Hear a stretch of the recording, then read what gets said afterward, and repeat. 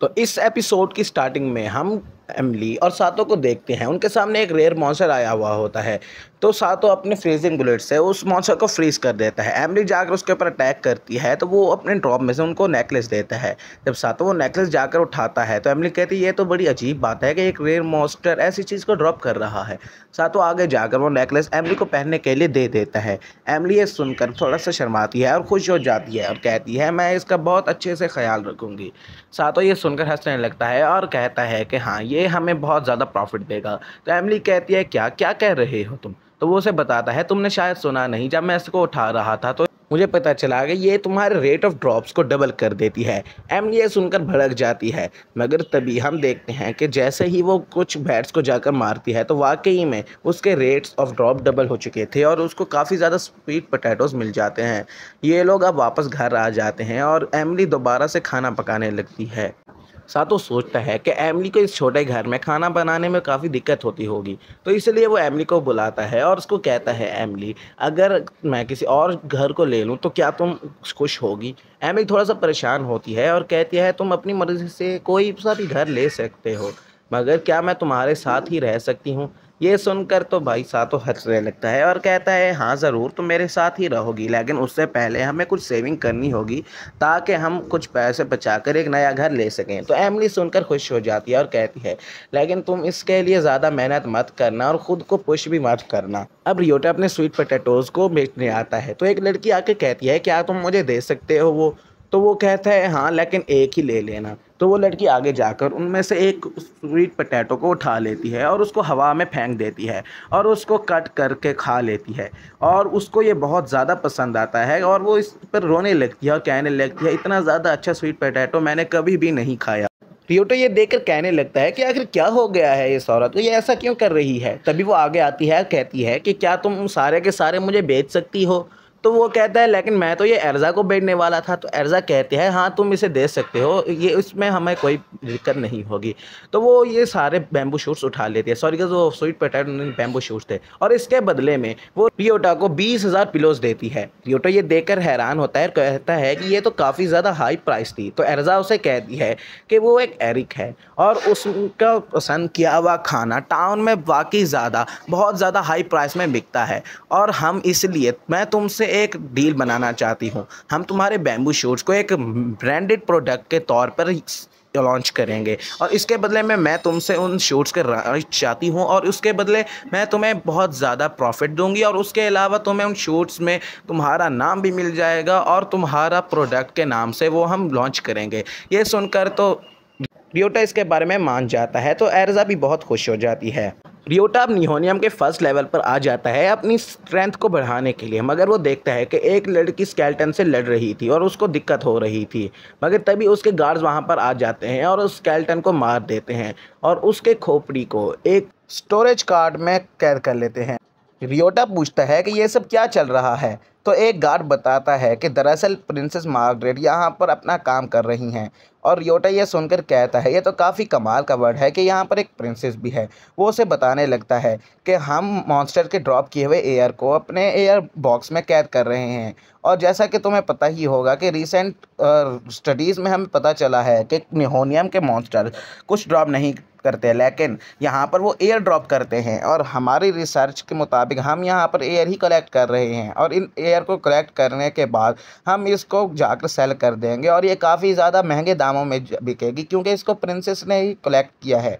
और ये सुनकर रियोटा कहता है आपका आइडिया तो काफ़ी ज़्यादा अच्छा है और आपको ये आइडिया कहाँ से आया और क्या तुम लोग एक मैजिक कार्ड इस्तेमाल कर रहे हो। तो वो उसे बताता है कि हाँ वो मैजिक कार्ड है और वो काफ़ी ज़्यादा यूज़फुल भी है। तो रियोटा सोचता है कि मुझे ये काफ़ी टाइम से चाहिए थी, लेकिन बहुत महंगी होने की वजह से मुझे पहले एमिली से इसके बारे में बात करनी होगी। रियोटा वापस घर आ जाता है और एमिली से बात करता है कि मैं सोच रहा हूँ कि हमें पहले घर लेना चाहिए या फिर एक मैजिक कार्ड। तो एमिली कहती है हमें पहले एक मैजिक कार्ड लेनी चाहिए क्योंकि अगर हमारे पास मैजिक कार्ड आ गई तो हम बहुत सारे मॉन्स्टर्स के ड्रॉप को इकट्ठा कर उनको जल्दी सेल कर पाएंगे। तो रियोटा कहता है मुझे माफ़ करना, मैं तुम्हारे लिए घर नहीं खरीद पा रहा। तो एमिली कहती है मुझे इसमें कोई मसला नहीं, मैं इस छोटे से घर में भी तुम्हारे साथ ज़िंदगी गुजार लूँगी। तो एमिली की ये बात सुनकर रियोटा ब्लश करने लगता है और ये लोग आपस में बात कर रहे होते हैं। एमिली कहती है कि हमें अब सुबह चलना चाहिए। तो एमिली कहती है कि हाँ क्यों नहीं, सुबह चलकर मैं ओल्गा से भी मिल पाऊँगी। थी। और अब ये लोग मैजिक कार्ड की शॉप पर आ चुके होते हैं। जैसे ही वो अंदर जाने लगते हैं, उन्हें ओल्गा की रोने की आवाज़ आती है। वो आगे जाकर ओल्गा से इसके बारे में पूछते हैं, तो वो उन्हें बताती हैं कि मेरे डैडी अभी तक घर नहीं आए। तो वो उससे पूछते हैं कि क्या उन्होंने कुछ बताया था। तो ओल्गा बताती है कुछ ज़्यादा तो नहीं, बस उन्होंने ये कहा था कि वो फ्लावर चुनने के लिए जा रहे हैं। एमिली सुनकर कहती है इस शहर में तो सिर्फ एक ही फ्लावर का डंजन है। एमिली कहती है उस डंजन का नाम एर्सरिक है। और ये लोग भी वहाँ पर जाने के लिए रेडी हो गए थे। नेक्स्ट सीन में हम देखते हैं कि ये लोग एर्सनिक डंजन में आ चुके होते हैं और वहाँ पर कुछ काफ़ी ज़्यादा मॉन्स्टर्स पड़े हुए थे। एमिली कहती है इन मॉन्स्टर का ये मूव नहीं करते, इसकी वजह से ये ज़्यादा अटैक भी नहीं कर पाते। मगर जैसे ही ये लोग आगे जाते हैं तो काफ़ी सारे डेंड्रॉक्स मॉन्स्टर उनके सामने आ जाते हैं। तो रियोटा उनके ऊपर शूट करता है, मगर उसकी गोली का उसके ऊपर कोई भी असर नहीं होता। इस ये देखकर एमिली अपने हैमर से उनको दूर कर देती है। वो आगे जाते हैं और देखते हैं कि वहाँ पर ओल्गा के फादर सोए हुए पड़े हुए थे, मगर उनको ये बात पता नहीं थी। वो साथ जाकर देखते हैं तो वो उनको पता लगता है कि वो वाकई में ही सोए हुए हैं। और फिर ये देखकर तो एमिली को बहुत ज़्यादा गुस्सा आ जाता है। वो कहती है तुम्हारी वजह से ओल्गा बहुत ज़्यादा परेशान है, तुम यहाँ पर सो रहे हो। इसके बाद वो अपने हैमर से उसके साइड पर अटैक करती है। इतना भयानक अटैक होने के बाद तो ओल्गा के फादर भी उठ जाते हैं। तो रियोटा उनसे कहता है आप यहाँ पर क्या कर रहे हैं। तो वो बताता है दरअसल मैं कुछ मेटल यहाँ पर इकट्ठे करने आया था। हैवी रॉक तो मुझे मिल गया लेकिन अभी तक ड्राई रॉक मुझे नहीं मिला। वो ऊपर इशारा करते हुए बताते हैं ये देखो ये है वो मॉन्स्टर जिसकी मुझे ज़रूरत है। और इसके ऊपर देखते हुए वो कहते हैं ये उड़ रहा है जिसकी वजह से मुझे इसे पकड़ने में काफ़ी मुश्किल हो रही है। रियोटा कहता है इसको अकेले पकड़ना तो काफ़ी मुश्किल होगा, लेकिन मैं और एमिली मिलकर इसको जल्दी से पकड़ लेंगे। वो इसलिए वो एमिली को अपने ऊपर सवार कर लेता है, मगर थोड़े के ज़्यादा भारी होने की वजह से उसको काफ़ी दिक्कत हो रही थी। मगर जैसे तैसे एमिली उसके ऊपर अटैक करती है और वो नीचे आकर गिरता है और एक फ्लावर में तब्दील हो जाता है। ये लोग डंजन के बाहर आ जाते हैं और बाहर आकर उस फ्लावर को बाहर ही रख देते हैं ताकि वो जल्दी से स्ट्रे बन जाए। और ये सब रखने के बाद वो पीछे दरख्त के पीछे छुप जाते हैं। ये सोचकर एमिली कहती है अगर हमने इसको ऐसे ही जाने दिया और ये स्ट्रे बन गया ये तो उड़ जाएगा, क्योंकि डंजन पे तो सीलिंग है लेकिन यहाँ पर तो खुला आसमान है। मगर वो काट वाला आदमी कहता है कि नहीं मैं उसको जल्दी से पकड़ लूँगा। जैसे ही वो स्ट्रे में तब्दील होता है तो वो जल्दी से छलांग लगाकर उसको पकड़ने के लिए जाता है, मगर उसकी छलांग थोड़ी सी कम हो जाती है जिसकी वजह से वो उड़ने ही वाला होता है कि रियोटा उसके ऊपर अपनी फ्रीजिंग बुलेट से फायर कर देता है और वो बर्फ़ का बंद कर नीचे आकर गिर जाता है। इधर ओल्गा के फादर आगे आकर उस रॉक को उठा लेते हैं और एक मैजिक कार्ड उससे बना देते हैं। और वो कहते हैं रियोटा ये मैजिक कार्ड मैं तुम्हें देना चाहता हूँ। मगर रियोटा कहता है नहीं मैं इतना ज़्यादा कॉस्टली प्राइस आपसे नहीं ले सकता। तो यहाँ पर वो कहते हैं मैं ये तुम्हें अपनी मदद करने के लिए नहीं दे रहा, बल्कि उस दिन तुमने हमारे पूरे टाउन की रक्षा की थी, इसीलिए मैं ये मैजिक कार्ड तुम्हें एक गिफ्ट के तौर पर देना चाहता हूँ और तुम ये डिज़र्व भी करते हो। इधर ओल्गा आके कहती है तुम इसका अच्छे से ख्याल रखना। ये सुनकर रियोटा भी मान जाता है और उनका शुक्रिया अदा करता है। अब हम देखते हैं कि ये लोग दोबारा से डंजन में आए हुए होते हैं और बैम्बू शूट्स को इकट्ठे कर रहे होते हैं। इधर बैम्बू शूट डालने के बाद उनकी कैपेसिटी फुल हो जाती है और एमिली कहती है आज इस मैजिक कार्ड की बदौलत हम अब दुगने मैजिक बैम्बू शूट्स को इकट्ठा कर पाए हैं, जिसकी वजह से हमें बहुत ज़्यादा मुनाफा होने वाला है। ये कहने के बाद रियोटा उससे कहता है मैं अब इन मैजिक कार्ड को लेकर एर्जा के पास जा रहा हूँ। तो रियोटा की बात सुनकर एमिली कहती है हाँ मैं भी घर जाकर खाना बनाऊंगी। जब रियोटा इधर मैजिक कार्ड लेकर एर्जा के पास आता है तो वहाँ पर रिसेप्शन पर एक आदमी उसके ऊपर चिल्ला रहा होता है और कहता है दोबारा से कैलकुलेट करो, मेरा सामान 20,000 पिलोज में ही बिकेगा। एर्जा कहती है मैं तुम्हारे सामान के सिर्फ और सिर्फ 8,400 पिलो ही दूंगी, इसके ज़्यादा नहीं। मगर ये बात सुनकर वो एर्जा को मारने ही वाला होता है कि रियोटा उसके ऊपर फायर करके उसका बाजू ही जमा देता है। वो कहता है ये किसने किया है। रियोटा आगे कहता है कि एर्जा झूठ नहीं बोल सकती और उसकी लिस्ट की प्राइस हमेशा सही होती है।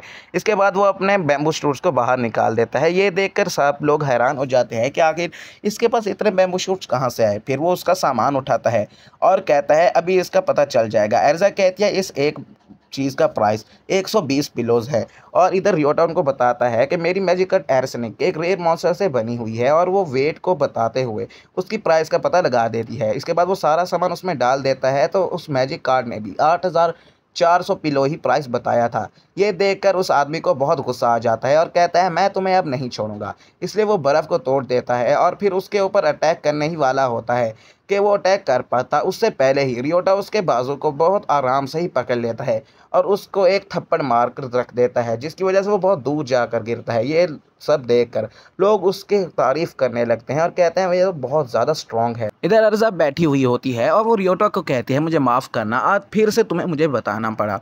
लेकिन यहाँ पर रियोटा उसको कहता है इसमें क्या ही बुरा है। और अर्ज़ा कहती है कि मैं एक आइटम ट्रेडर हूँ और मैं चाहती हूँ कि मेरी शॉप पर जब भी कोई आए तो कंफर्टेबली अपने आइटम्स को बेच सके, और अगर ऐसा चलता रहा तो तुम्हें हमेशा मुझे प्रोटेक्ट करना होगा। आखिर मैं ऐसा कैसे होने दे सकती हूँ।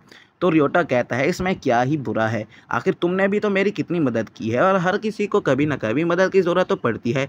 रियोटा की ये बात सुनकर अर्ज़ा कहती है लेकिन मैंने तुम्हारे लिए कुछ खास नहीं किया। तो रियोटा उसको बताता है तुम मेरा हर सामान एक स्माइल के साथ लेती हो और तुम फिक्र मत करो, जब भी तुम्हें मेरी ज़रूरत होगी मैं हमेशा तुम्हारी मदद करूंगा। ये सुनकर अर्ज़ा खड़ी हो जाती है और रियोटा को किस कर देती है।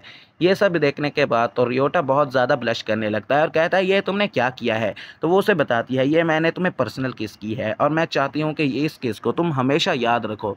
इसके बाद तो रियोटा बस परेशान होते हुए और नर्वस होते हुए यहाँ से भाग जाता है, मगर उससे पहले ही अर्ज़ा बाहर आ जाती है। यहाँ पर हम देखते हैं कि रियोटा और एम्बली डेलुलु के लेवल 4 पर आए हुए होते हैं, जिसकी वजह से उन्हें बहुत ज़्यादा रेयर स्टफ़ मिलता है। 2 लाख पिलोज एक ही बार में उनके पास हो जाते हैं। ये देखकर तो वो बहुत ज़्यादा चेयरअप हो जाते हैं और एक नए घर को परचेज़ करने का सोच लेते हैं। रियोटा कहता है इस घर को छोड़ते हुए मुझे बहुत ज़्यादा दुख हो रहा है, क्योंकि हमने इसको बहुत ज़्यादा मेहनत से लिया था और हमारी बहुत सी मेमोरीज भी यहाँ पर हैं। लेकिन ईव कहती है लेकिन इसमें कोई मसला नहीं है। और रियोटा अब सोचने लगता है कि इस घर को रेंट पे करने के लिए मैंने 2 लाख पिलोज जमा किए थे और अब हम इसको छोड़कर ऐसे ही नहीं जा सकते।